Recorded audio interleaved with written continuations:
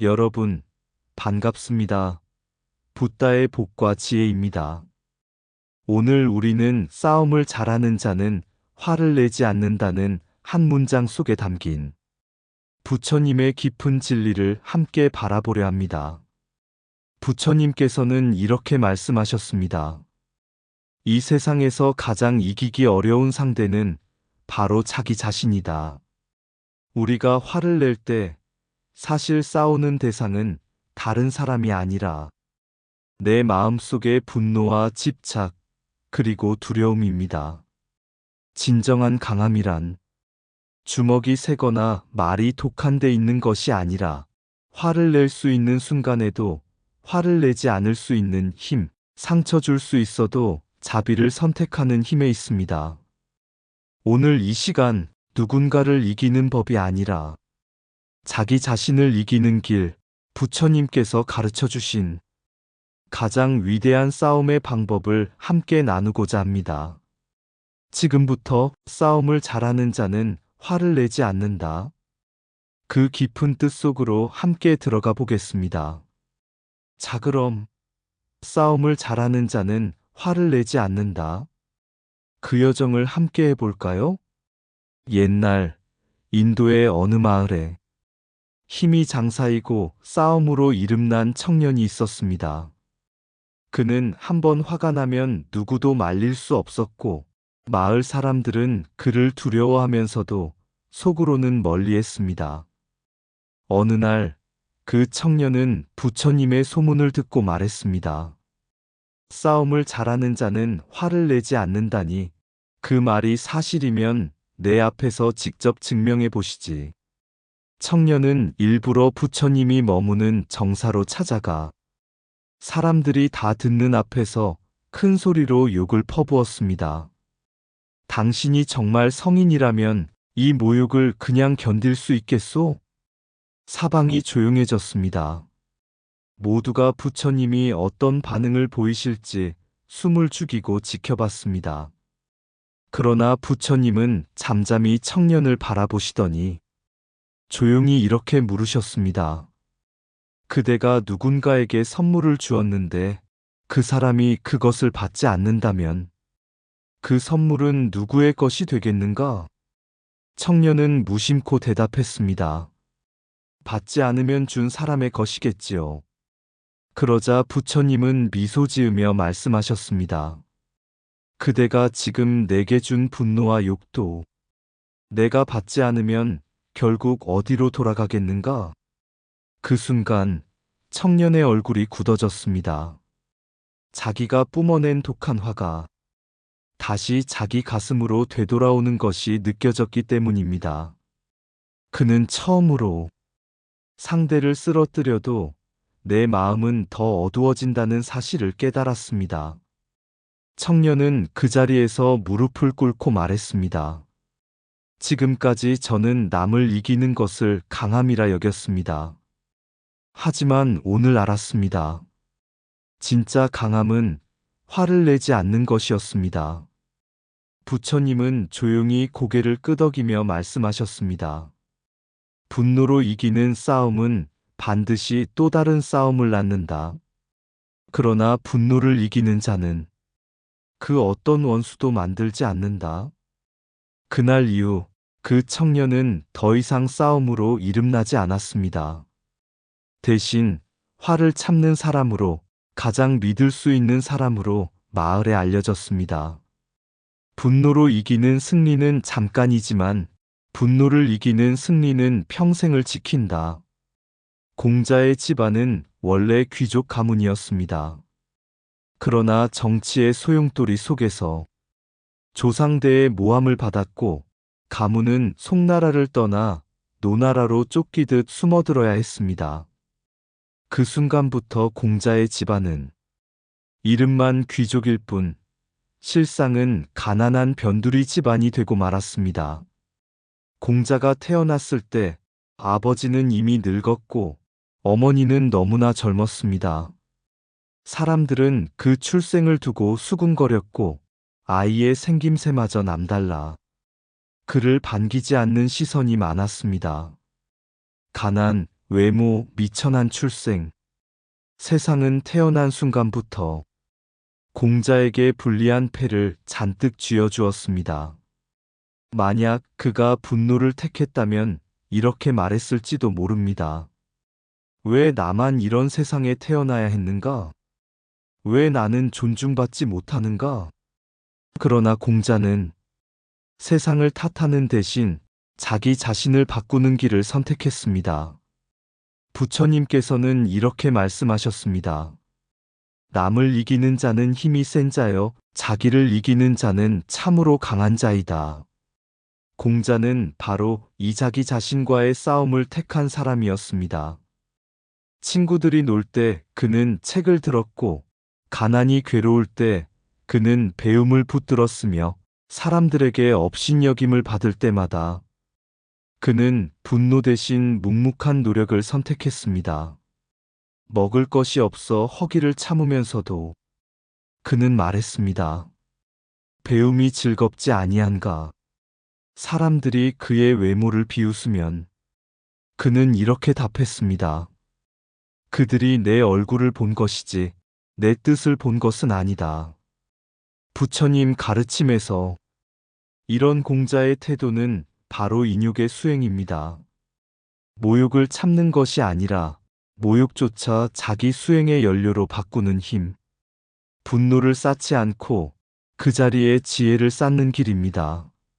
세상은 공자에게 싸움을 걸었습니다. 가난과 싸워라. 출신과 싸워라. 열등감과 싸워라. 그런데 공자는 세상과 직접 싸우지 않았습니다. 대신 자기 안에서 끓어오르는 분노와 먼저 싸웠습니다. 그리고 그 싸움에서 이겼습니다. 훗날 사마천은 그를 이렇게 찬탄했습니다. 산은 사람들이 우러르고 큰 길은 사람들이 따른다. 비록 그 경지에 이르지 못해도 마음만은 그를 향해 나아간다. 이 찬사는 무력으로 이긴 영웅에게 붙는 말이 아니라 자기 자신을 끝내 무너뜨리지 않은 사람에게 붙는 말이었습니다. 부처님께서는 또 이렇게 말씀하셨습니다. 분노는 분노로서 사라지지 않고 자비로서만 사라진다. 공자는 자신을 무시한 세상에 분노로 복수하지 않았습니다. 대신 배움과 인격으로 세상을 움직였습니다. 그래서 그는 칼을 든 장수가 아니라 붓을 든 성인이 되었습니다. 전쟁을 일으킨 영웅이 아니라 천년을 넘어 사람의 마음을 다스린 스승이 되었습니다. 진짜 강함이란 세상과 싸워 이기는 것이 아니라 자기 안의 분노를 이기는 것이다. 그리고 그것이 공자가 보여준 강함이고 동시에 부처님께서 가르치신 가장 깊은 승리의 길입니다. 가난을 원망하면 마음이 가난해지고 인내를 택하면 삶이 높아진다. 분노는 나를 찌르는 첫 번째 칼이고 참음은 그 칼을 뽑는 손이다. 세상이 나를 낮춘 것이 아니라 내가 나를 낮출 때 비로소 무너진다. 사람을 이기는 힘은 하루면 사라지지만 자기를 이기는 힘은 천년을 남긴다. 모욕을 견디는 순간 이미 그 사람보다 한 계단 위에 서 있는 것이다. 태어남은 내가 고를 수 없지만 살아가는 방향은 언제나 내가 고를 수 있다. 분노는 상대를 향한 것 같지만 가장 깊이 상처 입는 이는 언제나 나 자신이다. 참음은 약자의 무기가 아니라 성자가 쓰는 가장 강한 무기다. 세상에 대한 원망이 많을수록 삶은 좁아지고 자기 성찰이 깊을수록 삶은 넓어진다. 사람의 겉모습은 태어날 때 주어지지만 사람의 품격은 하루하루 완성된다. 화를 내지 않는 것이 아니라 화를 지혜로 바꾸는 것이 수행이다. 넘어지는 것은 인생이지만 다시 일어서는 법을 배우는 것이 깨달음이다. 남과 다투지 않아도 나는 매일 나 자신과 싸우고 있다. 부처님의 길은 이기는 길이 아니라 끝내 미워하지 않는 길이다. 진짜 강자는 가장 많이 가진 사람이 아니라 가장 많이 내려놓은 사람이다. 어느 날 두 사람이 같은 원한을 품었습니다. 한 사람은 분노로 불타는 사람이었고 다른 한 사람은 차갑게 식은 사람이었습니다. 분노한 사람은 밤마다 이를 갈며 말했습니다. 가만두지 않겠다. 반드시 복수하겠다. 그의 머릿속은 온통 상대를 쓰러뜨릴 생각뿐이었고 잠을 자도 꿈속에서조차 싸움을 했습니다. 그는 매 순간 화 속에 살았고 그 화는 그의 눈을 멀게 했습니다. 반면 냉정한 사람은 말이 없었습니다. 그는 분노를 입에 올리지도 않았고 감정을 얼굴에 드러내지도 않았습니다. 다만 조용히 상황을 살피고 상대의 허점을 기다렸습니다. 결과는 늘 같았습니다. 분노한 사람은 먼저 지치고 냉정한 사람은 마지막에 웃었습니다. 노자는 이 모습을 꿰뚫듯 이렇게 말했습니다. 선전자 불로 싸움을 잘하는 자는 화를 내지 않는다. 이 말은 단지 병법의 기술이 아닙니다. 인간의 마음을 꿰뚫은 도의 법칙입니다. 삼국지의 이릉대전이 바로 그것입니다. 관우를 잃은 유비는 슬픔을 넘어 분노에 사로잡혔습니다. 오나라를 멸하지 않고는 이 한을 씻을 수 없다. 그는 제갈량의 만류도 듣지 않고 70만 대군을 일으켜 오나라를 공격합니다. 이는 계산된 전쟁이 아니라 분노가 끌고 간 전쟁이었습니다. 반면 오나라의 육소는 달랐습니다. 유비가 성문 앞에서 고함을 치고 욕설을 퍼부어도 그는 문을 열지 않았습니다. 부하 장수들은 그를 비웃었습니다. 대도독이 겁을 먹은 것 아닙니까? 그러나 육소는 단 한마디만 했습니다. 분노한 군대는 반드시 틈을 만든다. 그리고 그 틈은 곧 나타났습니다. 유비가 화를 참지 못하고 병법을 무시한 채 숲속에 진을 쳤을 때 육소는 그 숲에 불을 질렀습니다. 그 불길 속에서 분노는 군대와 함께 타올랐고 총나라의 패배는 그날 결정되었습니다. 유비는 패전 뒤 한을 품고 병들어 죽었습니다. 분노는 끝내 그의 생명까지 갉아먹은 것입니다. 부처님께서는 이미 이 진리를 이렇게 가르치셨습니다. 이 세상에서 그 어떤 불보다도 분노의 불이 가장 무섭다. 왜냐하면 불은 몸만 태우지만 분노는 몸과 마음, 운명까지 함께 태우기 때문입니다. 실제 범죄 심리에서도 이 법칙은 그대로 드러납니다. 흥분해서 소리 지르고 욕설하며 눈이 뒤집혀 사람을 해치는 자는 대개 그 자리에서 잡힙니다. 그러나 가장 위험한 사람은 소리 지르지 않는 사람, 얼굴에 아무 표정도 없는 사람, 웃으면서 칼을 드는 사람입니다. 그들은 화를 내지 않습니다. 그 대신 계산을 합니다. 이것이 바로 노자가 말한 화내지 않는 싸움이 현실적인 그림자입니다. 그러나 부처님의 가르침은 여기에서 한 걸음 더 나아갑니다. 노자는 화를 내지 말라고 말했지만 부처님은 이렇게 말씀하십니다. 화 그 자체가 곧 무명이다. 화를 이기는 것이 곧 해탈의 첫걸음이다. 즉, 부처님께서는 이겨도 지는 싸움과 이기지 않아도 이기는 싸움을 구별하신 것입니다. 분노로 이기면 원수가 늘어나고 분노를 이기면 원수가 사라집니다. 그래서 부처님은 이렇게 말씀하셨습니다.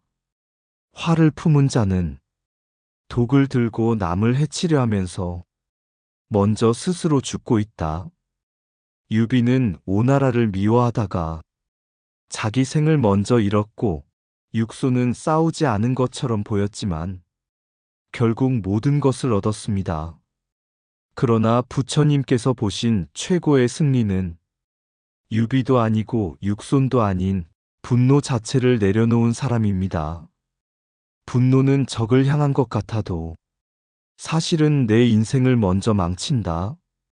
싸움을 잘하는 자는 적을 노리지 않고 자기 안의 불부터 꺼뜨린다. 분노는 적을 향해 던진 불이 아니라 내 인생에 먼저 붙은 불이다. 화를 내며 이긴 승리는 오래 남지 않고 화를 이긴 패배는 평생을 이긴다.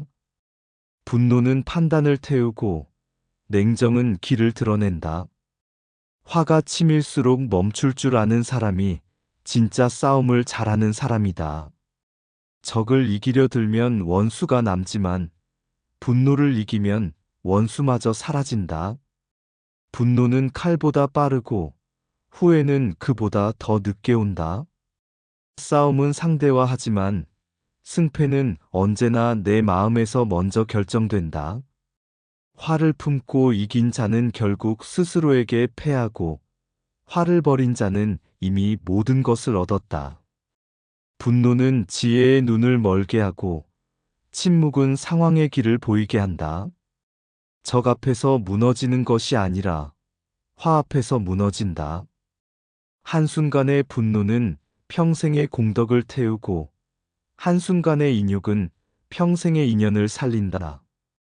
소리 없이 준비한 자는 끝에 서고 소리 높여 분노한 자는 먼저 쓰러진다. 분노는 가장 쉬운 반응이지만 참음은 가장 깊은 지혜다. 화를 쏟는 순간 나는 약자가 되고 화를 거두는 순간 나는 강자가 된다. 싸움을 잘하는 자는 적을 분석하고 수행을 아는 자는 분노를 먼저 내려놓는다. 옛날 두 나라가 국경을 사이에 두고 팽팽히 맞서고 있었습니다. 두 나라 모두 군대는 강했고 무기는 충분했으며 사람들은 전쟁이 언제 터질지 몰라 매일 불안에 떨고 있었습니다. 한 나라의 왕은 매일 신하들에게 이렇게 말했습니다. 적이 조금이라도 약해지면 바로 공격하겠다. 힘은 빼앗는 데서 나온다. 그러나 다른 나라의 왕은 달랐습니다. 그는 노자의 말을 곱씹고 있었습니다. 부족한 곳에서 덜어내 남는 곳에 더하는 것이 인간의 법칙이다. 이 왕은 백성을 돌아보았습니다. 가진 자에게 더 거두어 굶주린 사람에게 나누어 주었습니다. 곡간이 비어있는 마을에 곡식을 먼저 보내고 군비보다 농사를 먼저 살폈습니다. 신하들이 물었습니다. 전쟁을 앞두고 어찌 무기를 늘리지 않으십니까? 왕은 이렇게 답했습니다. 큰 나라를 다스리는 것은 작은 생선을 굽는 것과 같다. 자주 뒤집으면 다 부서진다. 그는 나라를 억지로 쥐고 흔들지 않았습니다. 지나치게 명령하지도 않았고 백성을 몰아붙이지도 않았습니다. 그저 필요한 만큼만 불이 과하지도 약하지도 않게 조용히 살폈습니다. 그 무렵 전쟁을 준비하던 첫 번째 나라에서는 점점 이상한 일이 벌어졌습니다. 군수 물자는 늘었지만 백성의 얼굴은 점점 어두워졌고 장수들은 공을 다투며 서로 견제했고 나라 안에는 의심과 탐욕이 가득해졌습니다. 철학자 러셀이 말한 바로 그 모습이었습니다. 소유의 충동은 전쟁을 만들고 창조의 충동은 평화를 만든다. 그 나라는 더 가져야 안전하다는 믿음에 사로잡혀 서로 빼앗고 지키고 의심하다가 전쟁을 치르기도 전에 이미 안에서부터 무너지고 있었습니다. 그러나 다른 나라에서는 전혀 다른 기운이 흐르고 있었습니다. 사람들은 다투기보다 협력했고 서로의 삶을 북돋았습니다. 누군가 더 가지면 자연스럽게 더 나누었습니다. 이것이 바로 창조의 충동이 살아있는 나라였습니다. 이 차이는 결국 두 나라의 운명을 갈랐습니다. 전쟁이 터지자 첫 번째 나라는 안에서 이미 지쳐 있었고 서로를 믿지 못한 군대는 쉽게 무너졌습니다. 그러나 싸우지 않으려 했던 나라의 군대는 이상하게도 쉽게 무너지지 않았습니다. 서로를 믿었고 지킬 것이 분명했으며 탐욕이 아니라 생명을 위해 싸웠기 때문입니다. 결국 싸움을 원했던 나라가 패했고 싸움을 피하려 했던 나라가 이겼습니다. 그러나 그 왕은 승리를 기뻐하지도 적을 조롱하지도 않았습니다. 오히려 이렇게 말했습니다. 이긴 것은 군사가 아니라 욕심을 덜어낸 마음이다. 이 이야기는 곧 부처님의 가르침과도 정확히 만납니다. 부처님께서는 마음을 다스리는 5가지 길을 말씀하셨습니다. 자비심, 나만 살겠다는 마음을 버리는 것, 평상심 흔들리지 않는 중심을 지키는 것, 청정심, 분노와 욕심의 때를 씻는 것, 자유심, 집착에서 노연하는 것, 자연심, 억지로 하지 않는 것. 이 5 마음이 자라는 곳에는 싸움이 뿌리 내릴 수 없습니다. 왜냐하면 싸움은 언제나 욕심과 두려움의 자식이기 때문입니다. 부처님께서는 이렇게 말씀하셨습니다. 이 세상에서 가장 큰 승리는 남을 굴복시키는 승리가 아니라 다투지 않아도 지는 사람이 없는 승리다다. 그래서 화를 내지 않는다는 것은 단순히 감정을 참는 일이 아니라 탐욕을 내려놓고 소유의 충동을 다스리고 타인을 적으로 보지 않는 가장 높은 차원의 힘입니다. 진짜 강자는 이겨서 강한 사람이 아니라 다투지 않아도 흔들리지 않는 사람이다. 분노를 버린 자는 이미 세상과 싸울 이유가 없다. 그리고 그것이 노자가 말한 도의 정치이며 러셀이 말한 평화의 원리이며 부처님께서 가르치신 궁극의 강함입니다. 이겨야 할 적이 사라질수록 마음은 가장 강해진다. 화를 내려놓은 자는 이미 전쟁에서 빠져나온 사람이다. 가지는 것은 싸움을 낳고 놓아버림은 평화를 낳는다. 다투지 않는 힘이야말로 가장 오래가는 힘이다. 분노는 나를 지키는 듯하지만 결국 나를 가장 먼저 무너뜨린다. 큰 힘은 제압하는 데 있지 않고 건드리지 않아도 흔들리지 않는 데 있다. 자비심이 있는 곳에는 적이 오래 머물지 못한다. 평상심이 곧 최고의 방패이며 최고의 칼이다. 청정한 마음은 어떤 공격도 머물다 갈 수 없는 자리다. 자유로운 마음은 승패에 묶이지 않고 자연한 마음은 투쟁을 만들지 않는다. 소유하려는 마음이 칼을 만들고 나누는 마음이 길을 만든다. 나를 지키느라 남을 해치면 패배이고 나를 비우며 남을 살리면 이미 승리다. 진짜 강자는 이긴 뒤에 웃는 사람이 아니라 싸울 필요가 없는 사람이다. 분노를 누른 승리는 불안하고 분노를 버린 평화는 흔들리지 않는다. 부처님의 길은 세상을 이기는 길이 아니라 세상과 싸우지 않게 되는 길이다. 옛날 한 마을에 성질이 불같아 한번 화가 나면 주변 사람들을 모두 상처 입히는 사내가 살고 있었습니다. 그는 늘 말했습니다. 내가 이렇게 사는 건 세상이 나를 먼저 무시했기 때문이야. 하루는 그 사내가 부처님의 제자를 찾아가 물었습니다.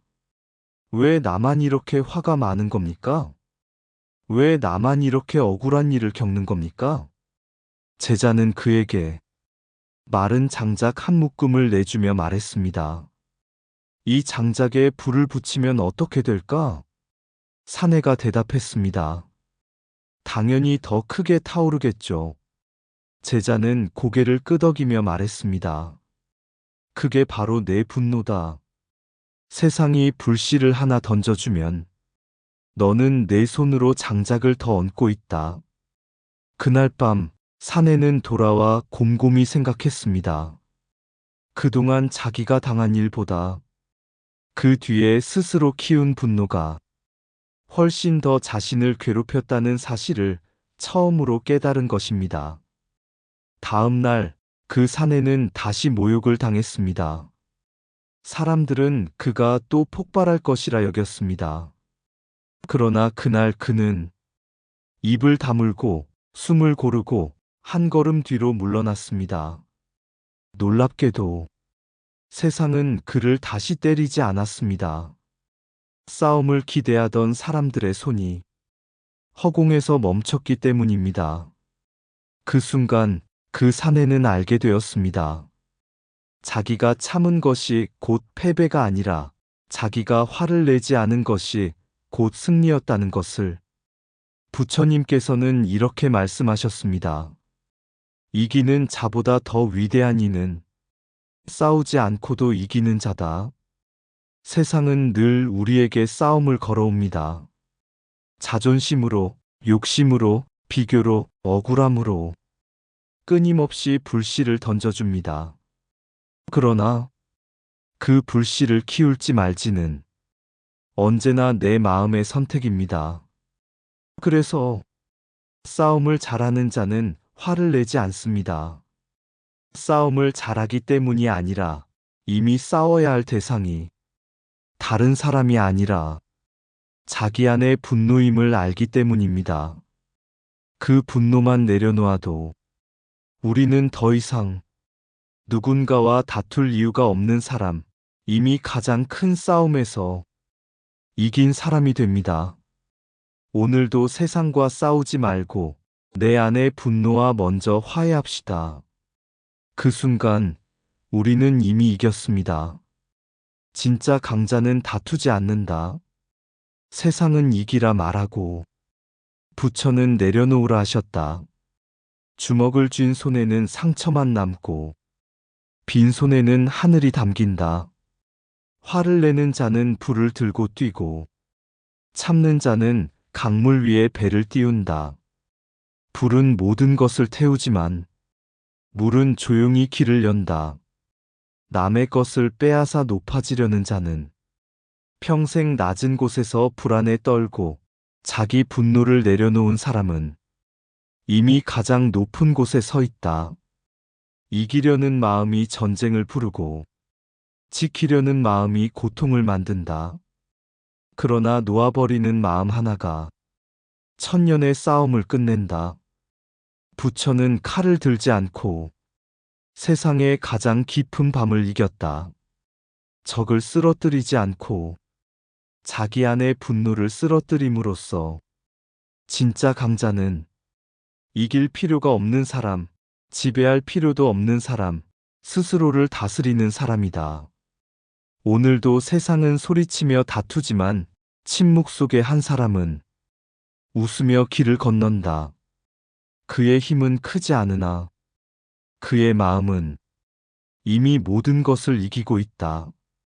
이상 붓다의 복과 지혜였습니다. 오늘도 복지구족한 날 되세요. 구독과 좋아요는 붓다의 복과 지혜를 밝히는 큰 자비의 등불이 됩니다.